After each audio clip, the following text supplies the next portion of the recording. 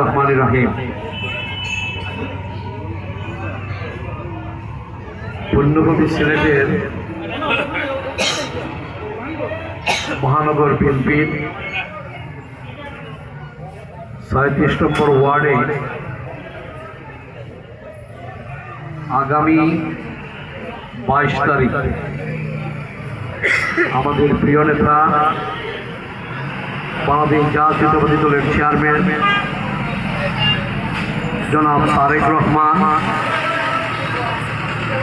সিলেটে আগমন উপলক্ষে আমাদের আজকের এই মত বিনিময় সভা এবং বিশেষ করে আমাদের মা বেগম খালেদা জিয়া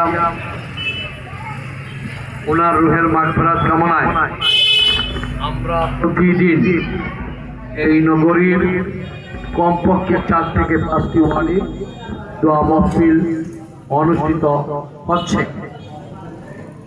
আজকেও আমরা এখানে আমাদের সভা শেষে আমার মা বেগম খালেদা জিয়ার মাগফিরাত কামনায় আমরা দোয়া করবো, আল্লাহ পাক যেন ওনাকে জান্নাত নসিব করেন। প্রিয় নেতৃবৃন্দ, আগামী 22 তারিখ সকাল 11টায় আলিয়া মাদ্রাসা মাঠে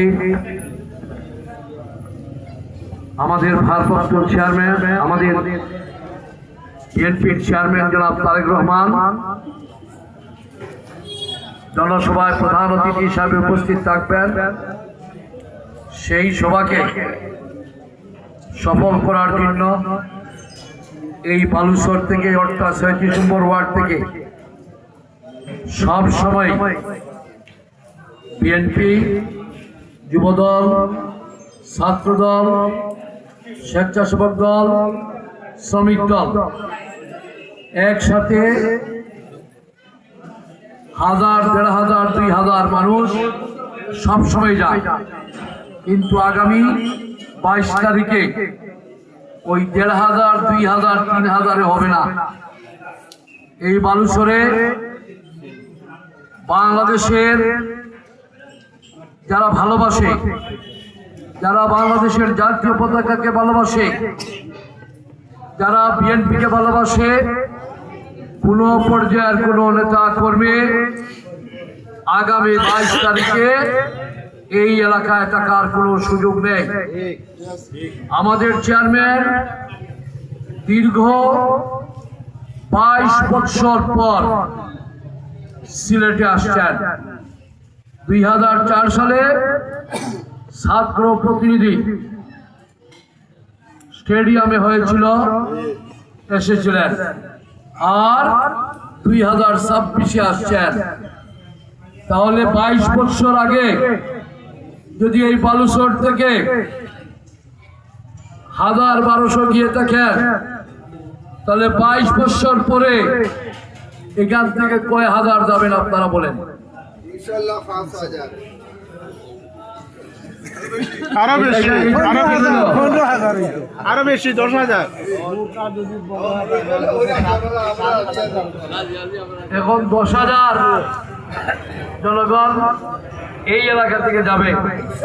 তবে সত্যি কথা বলে, আপনারা যদি প্রতিটি মানুষকে এই মেসেজ দেন, আমাদের চেয়ারম্যান আগামী 22 তারিখে নির্বাচনী প্রচারণা এখান থেকে শুরু করবেন, মাজার জিয়ারত করবেন, রাত্রি যাপন করবেন।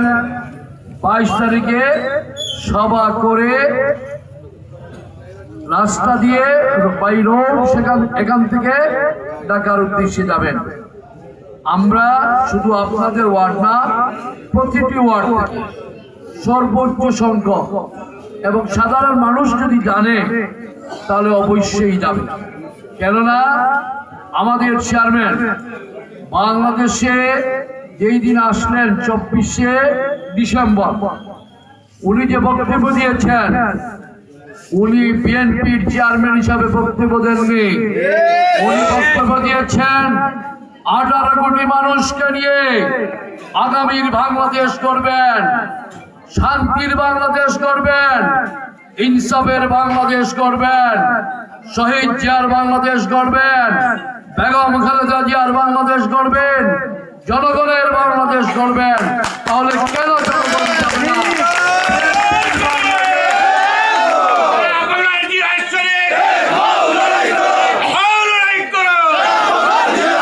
চেয়ারম্যান এত নির্যাতিত হয়েছে, জিয়া পরিবার নির্যাতিত হয়েছে, বেগম খালেদা জিয়া নির্যাতিত হয়েছেন, একটি বারও বক্তব্যে কাউকে কটাক্ষ করে কথা বলেননি, কারো প্রতি কোনো বিদ্রোহ অথবা মনক্ষুণ্ণ ভ্রুক্ষেপ কোনো কিছু আজ পর্যন্ত উনি প্রকাশ করেননি। তার মানে হচ্ছে শহীদ জিয়া যে বাংলাদেশটি গড়তে চেয়েছিলেন, বেগম খালেদা জিয়া যে বাংলাদেশ গড়তে চেয়েছিলেন, জনগণ যে বাংলাদেশ চায়, তরুণ সমাজ যে বাংলাদেশ চায়, আলিম উলামা যে বাংলাদেশ চায়, সেই বাংলাদেশ আমাদের চেয়ারম্যান জনাব তারেক রহমান উপহার দিতে চায়। আর সেই উপহার দেওয়ার জন্য সিলেটে প্রথম জনসভা করে চমক দেখিয়ে এখান থেকেই কিন্তু নির্বাচনী ঘোষণা করবে। কি চমক থাকবে সেটা আমি বলবো না, চমক কিন্তু আছে 22 তারিখে, আপনারা জেনে নিন, আপনারা শুনবেন এবং ডেফিনেটলি সেই চমক সিলেটবাসীর জন্য অত্যন্ত সময় উপযোগী।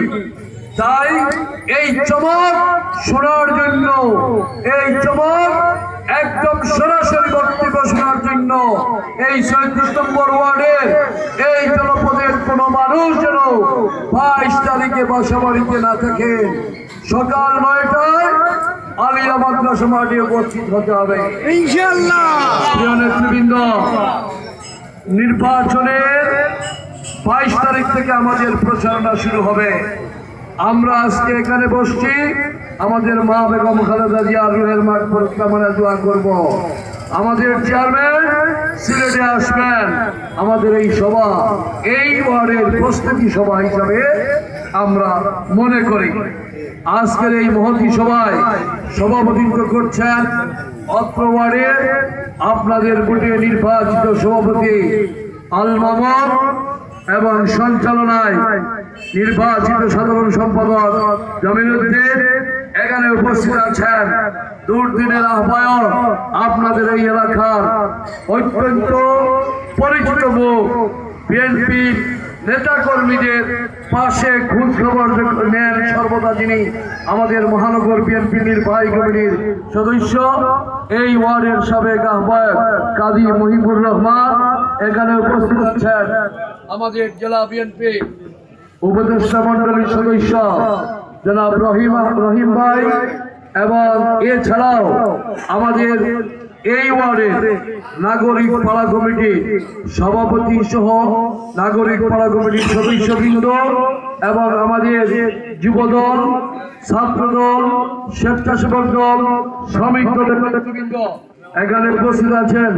আমাদের শামীম যুবদলের এবং লাহিন যে অত্যন্ত অসুস্থ, কিন্তু তারপরেও আমি স্বেচ্ছাসেবক দলের লাহিন এখানে বক্তব্য দিচ্ছে, আমি কিন্তু ভয় পাচ্ছি তার এই অসুস্থ অবস্থার মধ্যেও দলকে কিন্তু তার অন্তরে ধারণ করে লালন করে, এই জন্য এই অসুস্থতার মধ্যে এসে কিন্তু আমাদের সাথে বক্তব্য দিচ্ছে, আমাদেরকে অনুপ্রাণিত করছে, আমাদেরকে উৎসাহিত দিচ্ছে। অর্থাৎ বিএনপির প্রতীকী কর্মী এই যে 14টি বছর পরীক্ষা দিয়েছে, এই 14টি বছর পরীক্ষা দিয়ে ইস্পাতের মতো শক্ত এবং আপনার ওই যে বিআরএসএফ যে রড, যেটি 60 গ্রেড রডের মতো শক্ত হয়ে গেছে, এই জন্য আজকে এখানে বক্তব্য দিচ্ছে। আমি আপনাদের প্রতি আবারও অনুরোধ রাখছি যে 22 তারিখে দয়া করে আপনি আপনার ছেলে অথবা আপনার হয়তো বন্ধু অথবা সহপাঠী সকলকে নিয়ে কিন্তু আলিয়া মাদ্রাসা মাঠে 9টার সময় উপস্থিত হবেন। আমি আমার বক্তব্য দীর্ঘায়িত করছি না, এখানে যুবদলের মহিলা আছে, আমাদের সাংগঠনিক সম্পাদক, আপনাদের নির্বাচিত সাংগঠনিক সম্পাদক এখানে উপস্থিত আছেন। আগামী 22 তারিখে সভাপতি, সাধারণ সম্পাদক, সাংগঠনিক সম্পাদক আমাদের যুবদলের সিরাজ মিয়া, তারপরে আমাদের সাবু মিয়া সহ সকল নেতৃবৃন্দকে দয়া করে 22 তারিখে যদি আমরা আশা রাখি, আমাদের এখানকার জনসভাটা হবে শুধুমাত্র সুনামগঞ্জ এবং সিলেট জেলা। উনি বাইর, মৌলভীবাজার, হবিগঞ্জ, শুধুমাত্র সুনামগঞ্জ এবং সিলেট জেলার আমাদের নেতৃবৃন্দ, আমাদের সমর্থক এবং শুভাকাঙ্ক্ষী সহ মানুষ সেখানে যাবে। আমরা আশা রাখছি কমপক্ষে 5 লক্ষাধিক মানুষ ইনশাআল্লাহ হবে। এই দুইটি জেলা, যদি মৌলভীবাজার, হবিগঞ্জ থাকতো তাহলে কোথায়? আর আরেকটি কথা হচ্ছে, ওনার শ্বশুর বাড়ি সিলেটে।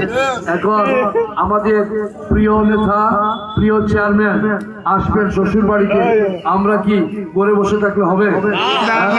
ইনশাল্লাহ আমরা সবাই, বিশেষ করে এখানে যারা দাঁড়িয়ে সবাই শুনছেন, আমরা একজন যদি 10 জন করে নিয়ে যাই তাহলে কিন্তু আমাদের 10,000-এর কাছাকাছি সেটা কিন্তু হয়ে যাবে।